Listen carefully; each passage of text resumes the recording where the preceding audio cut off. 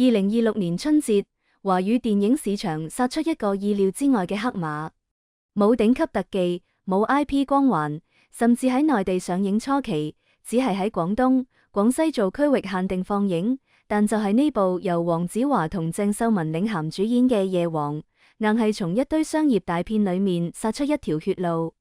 截至2026年3月下旬，《夜王》港澳總票房破咗1億港元，成為黃子華第3部票房過億嘅香港電影，創咗個人紀錄。喺內地，就算經歷過刪減風波，呢部片依然靠口碑突破2億票房，豆瓣評分穩定喺7.8分，仲一直升。更犀利嘅係，呢部片成功將周星馳嘅經典《功夫》逼出香港影史票房前10名，最後坐穩第4位。片如其名，《夜王》講嘅係夜色之下嘅故事。黃子華飾演嘅老牌夜總會經理歡哥，喺行業凋零同資本入侵雙重夾擊之下，同鄭秀文飾演嘅前妻兼空降 CEO V 姐，由針鋒相對到聯手抗敵。千祈唔好俾夜總會3個字呃到。呢部唔係靠獵奇同擦邊球博眼球嘅低俗作品。正如一篇影評所講，呢部片最驚人嘅尺度從來唔係露骨畫面，而係佢撕開香港尖東夜場浮華背後嘅真相，將小人物喺絕境裏面嘅尊嚴拍得真實到令人頭皮發麻。夜王嘅故事設定喺2012年嘅香港尖東，一個昔日紙醉金迷，如今喺時代浪潮中漸漸沒落嘅地方。黃子華飾演嘅歡哥，冬日夜總會嘅老牌經理，油滑世故但又嘴硬心軟。某程度上，佢係嗰個舊時代留低喺霓虹廢墟上最後嘅守門人。佢有句說話足以概括成部電影嘅精神核心：做我哋呢行最緊要係義氣，落魄時唔踩，發達時捧場。但係一個壞消息砸落嚟，冬日夜總會要被人收購。更棘手嘅係，空降接管嘅新任 CEO 竟然係歡哥嗰個精明幹練、氣場全開嘅犀利前妻 V 姐。一個係堅守夜總會舊秩序嘅老派經理，一個係走國際路線嘅新派女高管，開局即鬧交，笑點同火藥味同步拉滿。但真正睇完電影，你會明白呢場鬧交背後藏住某種喺港產片裏面好耐未見過嘅靈魂底色。黃子華同鄭秀文曾經喺2014年嘅失戀急讓又名叫臨時同居有過一次合作，但如今鄭秀文本人講得好直，嗰次只算同片冇對手戲，真正意義上嘅正式合作係由夜王開始嘅。10幾年後再度同腔，由毫無交流到默契自然，某程度上都似係對港產片黃金時代嘅一次挽回式致敬。夜王嘅妙處在於，佢睇落似喜劇，行落去卻係悲劇嘅步子。導演吳煒倫受訪時講過，我要拍嘅唔係夜店嘅燈紅酒綠，而係嗰啲喺夜晚做嘢嘅人，佢哋日頭點樣生活。呢句說話掂到成部片最敏感嘅神經。片中嗰啲日頭喺夜總會陪酒、陪笑、陪傾偈嘅女公關，翻到佢哋自己嘅生活，各有各令人心碎嘅故事。鄭秀文對 V 姐呢個角色嘅解讀尤其透徹。夜王嘅包裝好似一個喜劇，有好笑嘅成分，但其實佢嘅底蘊係好 drama。揭開嚟睇，黃丹妮飾演嘅 Coco 姐，面對資本方太子風嘅施捨同誘惑，挺直腰板嗌出一句我係冬日 Coco 姐，拒絕用尊嚴換坦途。廖子妤飾演嘅咪咪，睇透歡哥心裏面始終有 V 姐，冇歇斯底裏咁糾纏，反而笑住轉身走。為咗俾阿爸醫病拼命揾錢嘅葵芳，就算被客人刁難都從未放棄底線。呢啲喺大眾眼中本應被消費、被符號化嘅夜場女性，喺電影裏面變做一個個有血有肉、有愛有骨氣嘅人。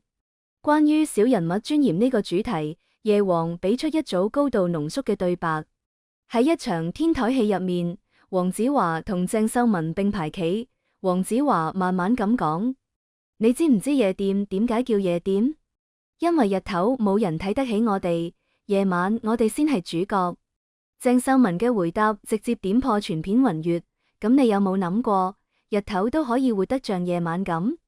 呢句說話嘅重量遠遠超過任何一句靠技巧博笑聲嘅毒舌金句。佢揭示咗夜王嘅真正主題，喺時代碾壓之下，冇人睇到嘅人，點樣喺黑暗裏面企穩自己嘅形態？用編劇何妙琪嘅說話講，就係唔講感情，點留得住人？成個夜總會嘅故事表層或許係商業博弈同男女互撕，底層卻係對人同人之間最後一份情意托底嘅追問。從棟篤笑宗師到大銀幕演技派，黃子華呢幾年行出咗某種神化再落地嘅路線。喺夜王裏面，歡哥呢個角色堪稱他人到中年嘅鏡像，一邊係油滑世故嘅夜場老炮，一邊係撐住幾十號人飯碗唔肯倒下嘅倔強靈魂。黃子華解讀歡哥嘅時候講，歡哥呢個角色天生樂觀，內心好輕鬆，面對壓力嘅表現比常人更輕。我就用呢個特點去平衡角色嘅困境同搞笑嘅情感。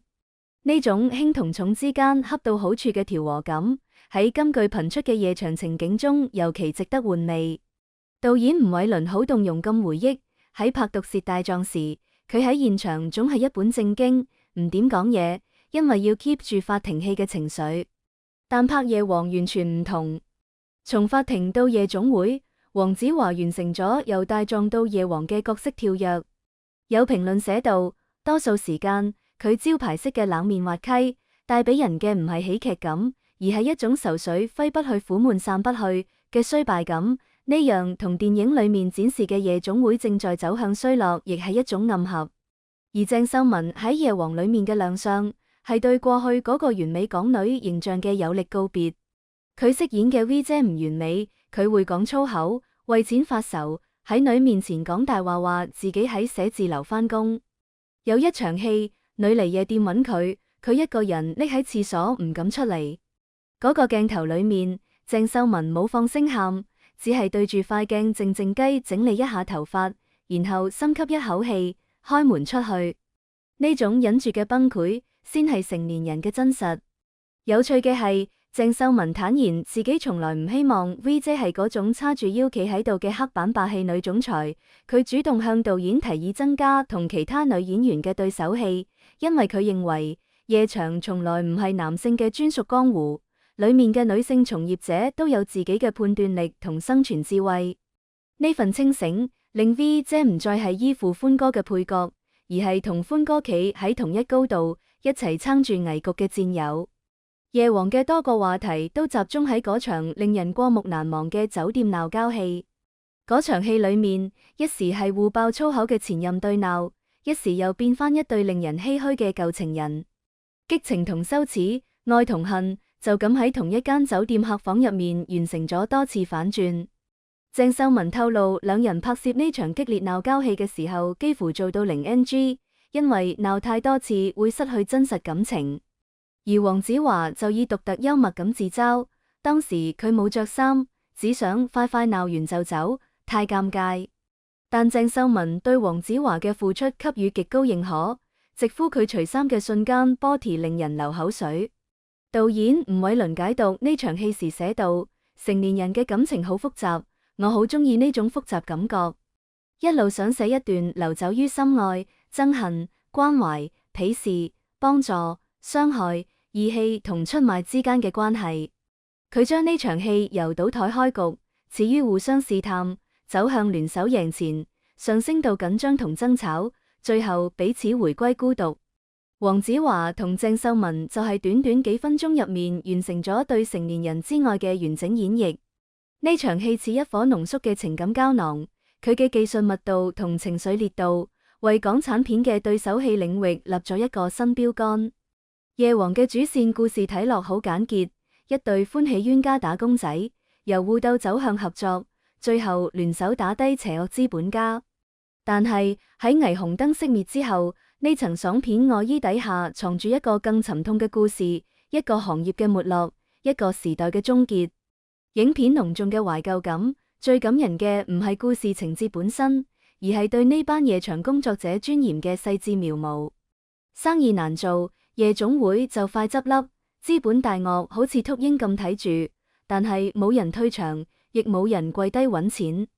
甚至有一場戲令人動容，一個老客人落魄咗，歡哥仍然請佢飲一杯酒，仲幫佢喺酒櫃裏面留住一支上好嘅威士忌。有女仔嘅老豆生重病，公司已經就快執笠，歡哥都係借咗佢40萬醫病。黃子華喺訪問中講過嘅一句說話，或許可以作為歡哥呢個角色最大嘅注腳。我呢個年紀已經唔需要證明啲乜嘢，但呢個角色令我想起自己啱啱入行嘅時候，都係由一個唔起眼嘅地方開始。事實上，夜王嘅深層價值之一，在於佢生動咁演繹咗一場充滿市井煙火同人情味嘅時代變遷。大量內地觀眾睇完之後嘅感嘆係：粵語雖然未必聽得明，但嗰一份滾燙嘅人情味，邊個都睇得明。當然，冇一部電影可以討好所有人。夜王上映之後，關於女性角色刻板印象物化女性嘅討論從未停過。有批評指出，影片中仍然存在以男性視角主導嘅鏡頭調度，以及對女性外貌帶有刻板化調侃嘅橋段。澳門首映後，有觀眾批評132分鐘片長導致節奏鬆散，拍咗好多內容，但講得唔夠完整。後30分鐘嘅雙戰反擊轉折稍為突兀。更尖銳嘅聲音則來自對女性角色深度嘅質疑。有評論認為 V 姐仍然係女角裏面嘅頂配。角色嘅弧線最終都係被牽引喺男性身上。然而，對呢啲批評嘅回應同樣不乏分量。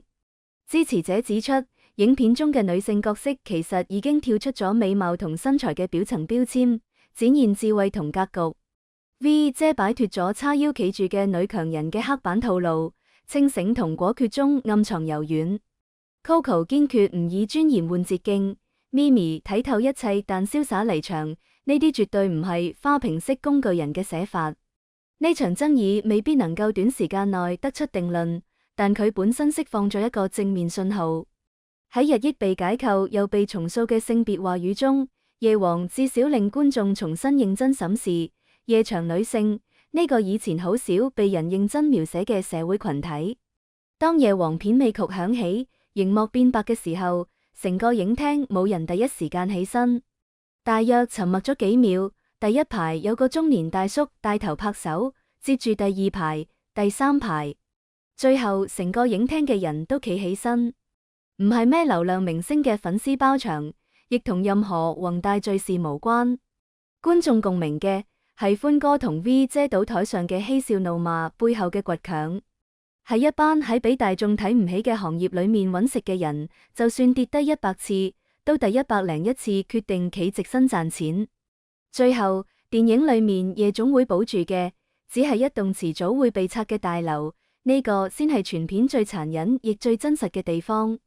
但歡哥同佢嘅夥伴捍衛嘅嘢，遠遠超出物理空間本身，嗰係一個行業嘅體面，係一班被分配咗失敗者標籤之後，仍然選擇相信情義托底比賺錢更重要嘅嗰份尊嚴。夜王嘅故事講完。但關於點樣喺夜色裏面活成自己嘅光嘅故事，永遠唔會完結。喺霓虹燈熄滅咗無數次之後，也許夜場作為一種空間已經唔再存在，但香港電影裏面嘅夜王精神並未隨之一齊消失。佢藏喺一個個，即使喺黑暗中都敢講出我日頭都可以活得像夜晚一樣嘅人身上。呢個亦係夜王最終成功嘅秘密。佢唔單止令你喺春節檔笑得出，更令你走出戲院之後，心入面多咗一團哪怕微弱，但再唔會熄滅嘅細火。今期嘅內容就到呢度，如果你鍾意我哋嘅節目，歡迎訂閱、點讚、轉發，多謝大家嘅支持。